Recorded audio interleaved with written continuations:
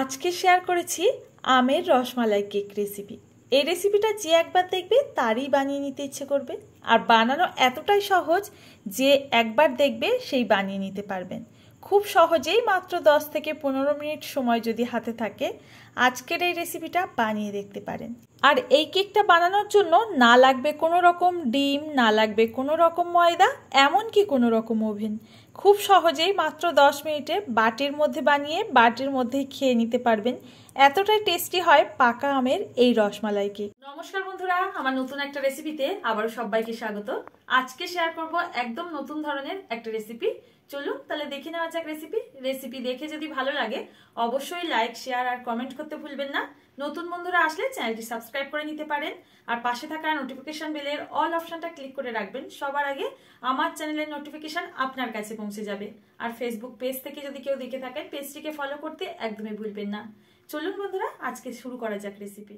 আজকের এই রসমালাই কেকটা তৈরির জন্য আমি এখানে একটা বড় পাত্র নিয়েছি, আর তার মধ্যে একটা মেজারমেন্ট কাপ মাপ করে নিয়ে নিচ্ছি 1 কাপ পরিমাণে সুজি। এখানে যে কোনো ছোট বা বড় দানার সুজি ব্যবহার করতে পারেন, তাতে কোনো অসুবিধা নেই। ওই একই কাপ মাপ করে আমি এখানে নিয়ে নিচ্ছি 1 কাপ লিকুইড দুধ। আগের থেকে জাল করে রেখেছিলাম, আর এই দুধটাকে একটু ঠান্ডা করে নিয়েছি, মানে দুধটাকে একদম রুম টেম্পারেচারে করে নিতে হবে। এখন এই দুধটাকে সুজির মধ্যে ভালো করে মিশিয়ে ঢাকা বন্ধ করে সাইডে 10 মিনিটের জন্য রেখে দিচ্ছি। এই সময় আমরা কেকের জন্য আমের পাল্পটা তৈরি করে নেব। তার জন্য একটা দেখুন পাকা হলুদ রঙের আম নিয়েছি। এখানে আমের কালারটা যত সুন্দর নেবেন তত সুন্দর হবে এই কেকের কালার। এখানে কিন্তু কোনো রকম ফুড কালার ব্যবহার করতে হবে না। তো দেখুন একদমই কিন্তু আমের দুটো সাইড আমি নিয়ে নিচ্ছি। খুব বেশি কিন্তু আম এখানে ব্যবহার করা যাবে না, তাহলে কেকটা ভালো হবে না। এখানে আমি 2 সাইডের আম এইভাবে করে কেটে নেওয়ার পর এর মধ্যে যে কাতটা আছে এটাকে নিয়ে নিচ্ছি, আর এই কাতটা নেওয়ার পর একটা মিক্সির জারের মধ্যে দিয়ে দেব। এখানে আমি প্রথমে আমটাকে ভালো করে ব্লেন্ড করে নেব, আর এখানে কিন্তু কোনো রকম জল, দুধ কিচ্ছু দিতে হবে না। এটাকে জাস্ট 30 থেকে 40 সেকেন্ড মতো একটুখানি ব্লেন্ড করে নিলেই দেখবেন সুন্দর এরকম আমের পাল্প তৈরি হয়ে যাচ্ছে। আমি এই মিক্সির জার থেকে আমি 2 চামচ মতো আমের কাত বা পাল্প এখানে নামিয়ে রাখছি। এটা আমাদের কেক তৈরির পর কাজে আসবে। তো এটাকে আমি সাইডে এখন রেখে দিচ্ছি। দিয়ে এই মিক্সির জারের মধ্যে দেখুন 1/2 কাপ মতো কিন্তু আমের পাল্প বা কাত এখানে রয়ে গেছে, আর এর মধ্যেই আমরা কেকের ব্যাটারটা তৈরি করব। আগের থেকে যে কেক তৈরির জন্য আমরা সুজিটাকে ভিজিয়ে রেখেছিলাম দুধের মধ্যে, তো দেখুন সুজি কিন্তু পুরোপুরি দুধটাকে সোপ করে নিয়েছে, মানে টেনে নিয়েছে, আর এই সুজি কিন্তু একদম নরম হয়ে গেছে। তো দেখুন এখানে আমি এই পুরো সুজির মিশ্রণটাকে মিক্সির জারের মধ্যে দিয়ে দিলাম, আর একই সাথে 1/2 কাপ মতো চিনি দিয়ে দিচ্ছি। চিনিটা কোনো রকম গুঁড়ো করিনি। আর এখানে 1/4 কাপ দিয়ে দিলাম রিফাইন্ড অয়েল। এখানে আপনারা যদি চান গলানো বাটার কিংবা ঘি ব্যবহার করতে পারেন। এবার সবগুলোকে দেওয়ার পর ভালো করে আমাদের ব্লেন্ড করে নিতে হবে। ওই 1 মিনিট মতো একটুখানি ঘুরিয়ে নিলেই দেখবেন এরকম স্মুথ একটা ব্যাটার আমাদের রেডি হয়ে যাচ্ছে। আর সব থেকে কম সময়ে যদি কেকের ব্যাটার তৈরি করতে হয় আপনারা কিন্তু এইভাবে মিক্সির জারের মধ্যে ঘুরিয়ে নিতে পারেন। জাস্ট 1 মিনিটের মধ্যেই কিন্তু সুন্দর একটা কেকের ব্যাটার তৈরি হয়ে যায়।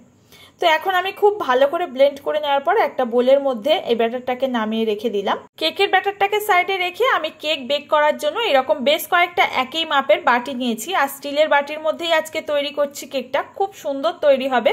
তো দেখুন দিয়ে দিলাম কয়েক ফোঁটা করে সাদা তেল। এখানে তেল যদি না দিতে চান আপনারা ঘি কিংবা বাটারও লাগিয়ে নিতে পারেন। তেলটাকে ভালো করে ব্রাশের সাহায্যে লাগিয়ে নিলাম, আর এই বাটিগুলোকে সাইডে রেখে দিচ্ছি। এখন কেকের ব্যাটারটার মধ্যে বেশ কয়েকটা উপকরণ অ্যাড করতে হবে পারফেক্ট কেক তৈরির জন্য। দেখুন এই ব্যাটারে দিয়ে দিচ্ছি স্বাদ মতো লবণ, দিয়ে দিচ্ছি 1 টিস্পুন বেকিং পাউডার, আর 1/3 টিস্পুন দিয়ে দিচ্ছি বেকিং সোডা। তো দেখতেই পাচ্ছেন কতটুকু বেকিং সোডা ব্যবহার করেছি আর বেকিং পাউডার কতটুকু। এখন দিয়ে দিচ্ছি এর মধ্যে 1 চামচ মতো লিকুইড দুধ। এখন সমস্ত কিছু ভালো করে এই ব্যাটারের মধ্যে মিশিয়ে নিতে হবে। খুব জোরে জোরে ফেটানোর প্রয়োজন নেই, হালকা হাতে একই দিকে ঘুরিয়ে ঘুরিয়ে সবসময়ের জন্য কেকের ব্যাটার তৈরি করবেন। দেখবেন খুব স্মুথ হয় আর কেক খুব স্পঞ্জি হয়। তো দেখুন আমি খুব ভালো করে এর মধ্যে মিশিয়ে নিয়েছি, আর ব্যাটারের ঘনত্বটা আমি দেখিয়ে দিচ্ছি ঠিক কেমন হবে। খুব বেশি কিন্তু পাতলা করা যাবে না, আবার খুব বেশি ঘন হবে না। আর কেকের ব্যাটারটা দেখে আশা করছি বুঝতে অসুবিধা হয়নি কতটা স্মুথ হয়েছে। একদমই কিন্তু এরকম স্মুথ করে তৈরি করতে হবে কেকের ব্যাটার, তাহলে কিন্তু স্পঞ্জি হবে। আর কেকের ব্যাটারের ঘনত্বটা দেখে নিন, একদম ওপর থেকে কিন্তু কন্টিনিউ এইরকম এই ব্যাটারটা পড়তে থাকবে, তাহলে বুঝবেন একদম পারফেক্ট হয়েছে। এখন আমাদের কেকের ব্যাটার তৈরি হয়ে গেছে। আগের থেকে যে তেল দিয়ে রেখেছিলাম বাটিগুলোর মধ্যে, তার মধ্যে আমি এই ব্যাটারটা 4টে ভাগে সমান করে ভাগ করে দিয়ে দেব।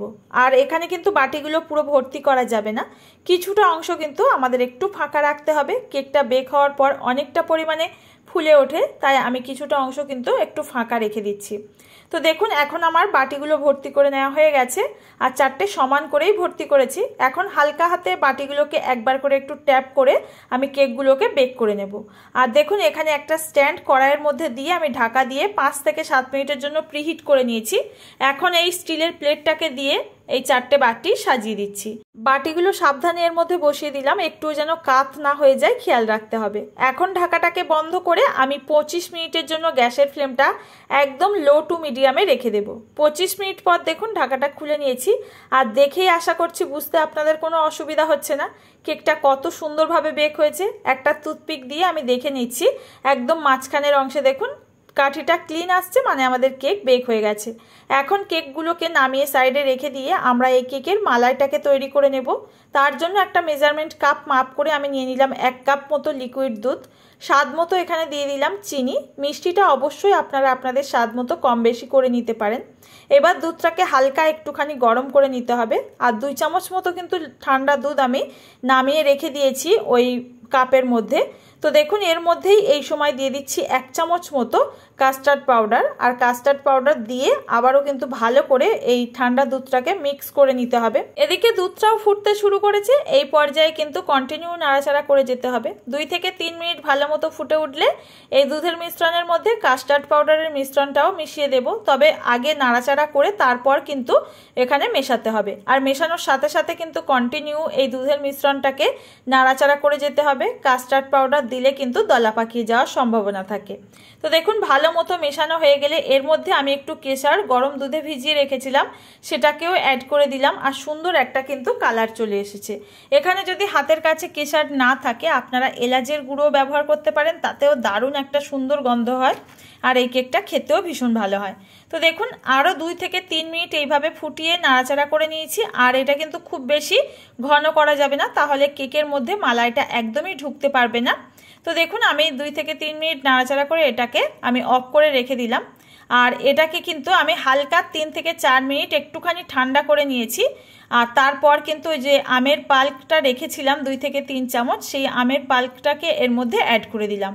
ফুটন্ত দুধের মধ্যে কিন্তু এখানে কখনোই আমের কাত বা পাল্প দিতে যাবেন না, তাহলে কিন্তু আমের এটা দেওয়ার সাথে সাথে আমাদের দুধটা কিন্তু ছানা কাটতে শুরু করবে। তাই 3 থেকে 4 মিনিট একটু ঠান্ডা হয়ে গেলে হালকা মতো তারপর এর মধ্যে মিশিয়ে নিলাম। আর দেখুন একদম কিন্তু ম্যাঙ্গো মালাই আমাদের রেডি হয়ে গেল। খুব সহজেই কিন্তু আপনারাও বাড়িতে তৈরি করে নিতে পারেন।